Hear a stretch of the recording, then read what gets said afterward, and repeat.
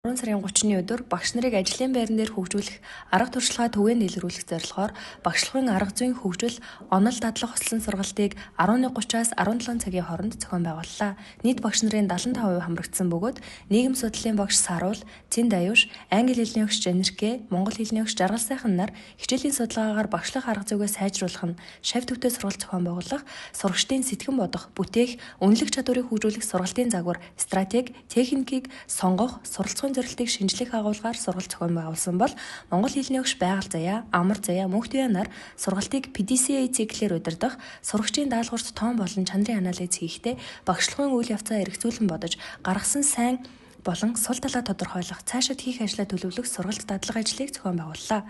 Англи хэлний багш Баасан Сүрэн, Цэвэг Сүрэн нар хиймэл оюун ухаан гэж юу вэ? Хэрхэн ашиглах вэ? Өгөгдлийг зөв сонгож, зааварчлах, ээлжид хичээлийг дурын AI ашиглан гаргах арга зүй сургалт дадлагыг зохион байгуулсан юм а. Багш нараа сургаж сургалт зохион байгуулсан Алхангийн сургалтын менежер Наран Зул болон сургалтын багийнханд баяр хүргэн амжилт хүссэн ерөөй. Сургалтанд тэтгэвдээ оролцсон багш нартаа баярлалаа.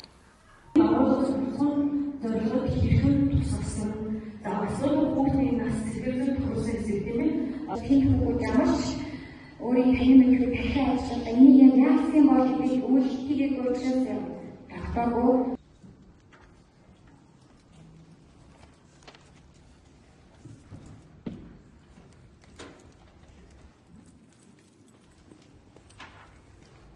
Ерөнхийдөө хэрэгцүүлэх гэдэг маань одоо бодсон бодол хийсэн үеийг гүн үзгийг бодохыг хэрэгцүүлж ярьж байгаа тийм. Албаа 5 цагаас гэсэн.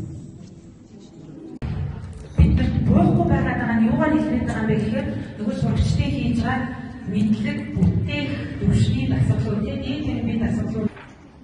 Эрхцүүлэх зөвлөлийн багшлах болон суралцгын асуудлаа илрүүлэх. За орчин үеийн багш нь хичээлийн судалгаа, шавь төвтэй сургалт, үнэлгээ, AI Ажил шалгуураар хүн зөвлөсөн одоо бодлын сайн арга зүйтэй одоо багштай зохион байгуулалтын тулд одоо ер нь үед